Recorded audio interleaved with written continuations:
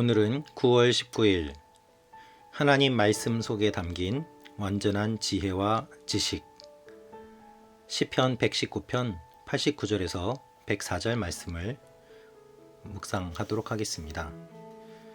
89절부터 읽겠습니다.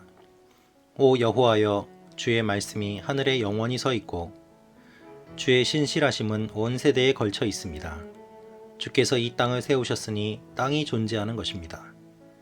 그것들이 주의 법도를 따라 지금까지 계속되는 것은 그 모든 것이 주를 섬기기 때문입니다. 주의 법이 내 기쁨이 아니었다면 내가 고통당하다 멸망했을 것입니다. 내가 주의 교훈을 결코 잊지 않는 것은 주께서 그 교훈으로 나를 되살리셨기 때문입니다. 내가 주의 것이니 나를 구원하소서. 내가 주의 교훈을 찾으니 말입니다. 악인들을 나를 죽이려고 기다리고 있지만 나는 주의 교훈을 깊이 생각하겠습니다. 내가 보니 모든 완전한 것에도 한계가 있었지만 주의 계명에는 한계가 없습니다. 오, 내가 얼마나 주의 법을 사랑하는지요. 내가 하루 종일 그것을 묵상합니다. 주께서 그 계명으로 나를 내 원수들보다 더 지혜롭게 하셨습니다. 주의 계명이 항상 나와 함께 있기 때문입니다. 내 모든 스승들보다 내게 더 많은 통찰력이 있습니다. 주의 교훈을 묵상하기 때문입니다. 내가 노인들보다 더 잘 깨닫습니다. 주의 교훈을 지키기 때문입니다. 내가 주의 말씀을 지키려고 모든 악의 길에 빠지지 않도록 발을 잘 간수했습니다. 주께서 직접 나를 가르치셨기 때문에 내가 주의 법을 떠나지 않았습니다. 주의 말씀이 내 입에 어쩌면 이렇게 달콤한지요. 내 입에 꿀보다 더 답니다.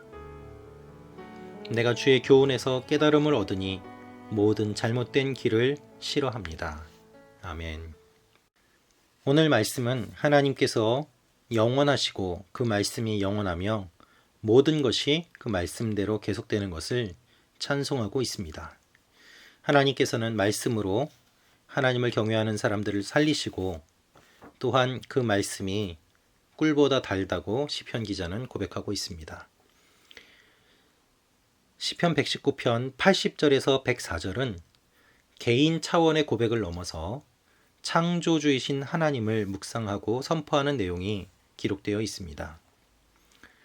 하나님의 말씀이 하늘에 영원히 서 있고 온 세대에 걸쳐 있다라고 고백하며 천지를 창조하신 하나님께서 말씀을 주시는 분임을 선포하고 있습니다. 여러분, 우리가 하나님의 말씀이라고 할 때 그 말씀 자체에 주목하는 것도 중요하지만 더 중요한 것은 누가 그 말씀을 하셨는가가 더 중요합니다. 오늘 91절 말씀을 보면 그것들이 주의 법도를 따라 지금까지 계속되는 것은 그 모든 것이 주를 섬기기 때문입니다. 라고 기록되어 있습니다. 하나님께서 모든 것을 창조하셨습니다. 그 창조주 하나님이 말씀하십니다.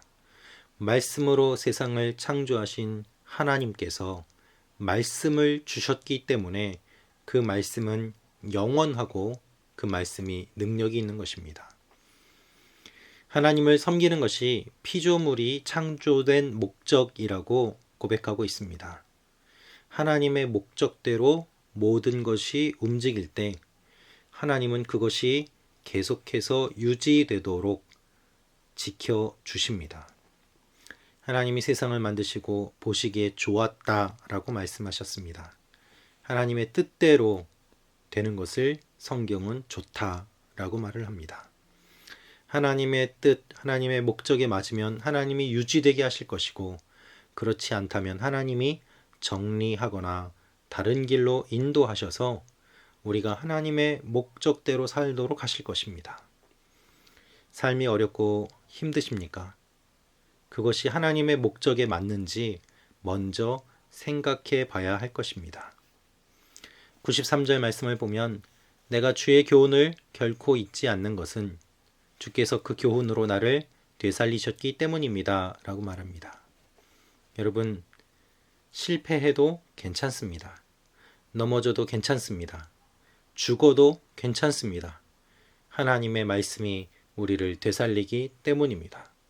병에 걸려 죽은 나사로를 예수님이 살리셨습니다. 말씀으로 되살리셨습니다. 주님이 친히 부활하셨습니다. 그래서 우리도 안심하고 살 수 있는 것입니다. 시편 기자는 94절에 이렇게 고백합니다. 내가 주의 것이니 나를 구원하소서.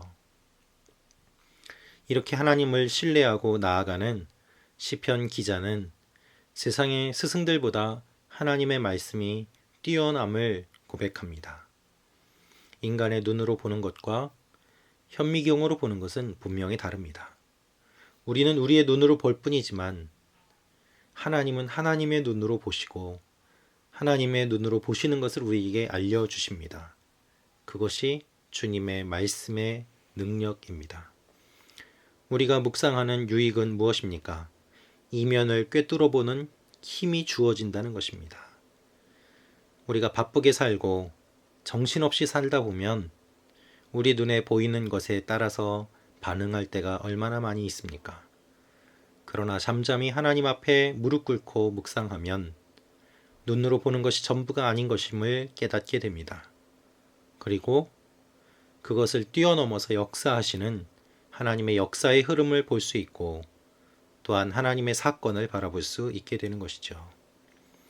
이것을 시편 기자는 깨달았습니다. 그래서 103절에 이렇게 말하고 있습니다. 주의 말씀이 내 입에 어쩌면 이렇게 달콤한지요. 내 입에 꿀보다 더 답니다. 여러분, 주님의 말씀이 꿀보다 더 단 것을 경험해 보신 적이 있습니까? 원래 달다라는 말은 마타크라는 말인데 이 단어가 아니라 본문은 말라츠라는 말로 본문에서만 사용된 독특한 표현을 하고 있습니다. 달다라는 뜻이 아니라 매끈하다라는 뜻이기 때문에 이것이 명철과 연결되어서 하나님의 말씀을 통하여 우리의 생각이 더욱더 부드럽게, 매끄럽게 인생이 해석된다라고 그렇게 보는 학자들도 있습니다. 인생의 쓴맛을 알아야 꿀보다 단 하나님의 말씀도 알 수 있습니다. 그래서 하나님은 우리에게 고난을 계속 주시는 것입니다.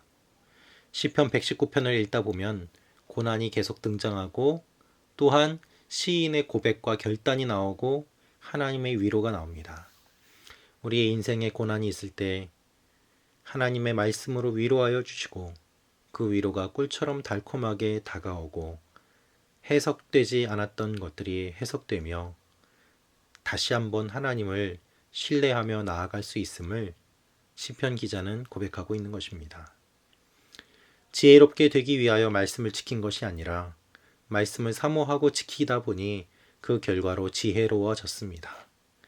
여러분, 오늘 하루도 하나님의 말씀을 통하여 지혜롭게 인생의 의미를 해석하고 또는 해석되지 않는 것을 억지로 풀려고 하지 말고 주님께 맡기며 오늘 하루도 기대하며 나아가시지 않겠습니까? 하나님이 우리를 붙잡아 주시고 인도해 주십니다. 하나님이 우리를 사랑하시기 때문입니다. 주님, 오늘도 한 분 한 분을 기억하여 주시고 은혜를 더하여 주시고 주님의 말씀의 달콤함을 경험하게 하여 주옵소서. 예수님의 이름으로 기도합니다. 아멘.